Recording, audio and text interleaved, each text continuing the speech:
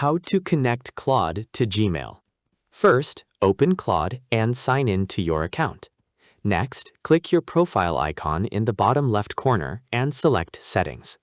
From the left sidebar, under the Customize section, click Connectors.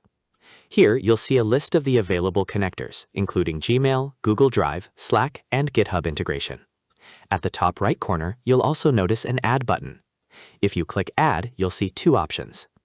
The first option is Browse Connectors. This lets you explore and install additional connectors that are available for Claude. The second option is Add Custom Connector. This is used when you have a custom MCP server or a connector URL from a third-party service. Simply paste the connector URL and follow the setup instructions to add it to Claude. For this tutorial, we're connecting Gmail, so simply click on Gmail to continue. A new page will open with information about the Gmail connector. Before connecting your account, you can review what this connector can do. For example, it can create draft, get thread, list drafts, list labels, and search threads.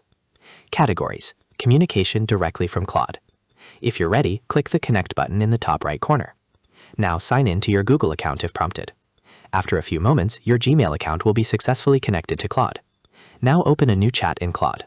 Once Gmail is connected, simply type what you want Claude to do.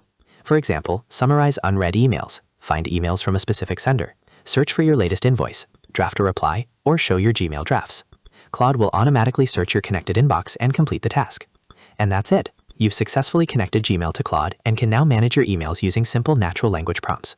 If you found this tutorial helpful, don't forget to like this video, subscribe to the channel, and hit the bell icon.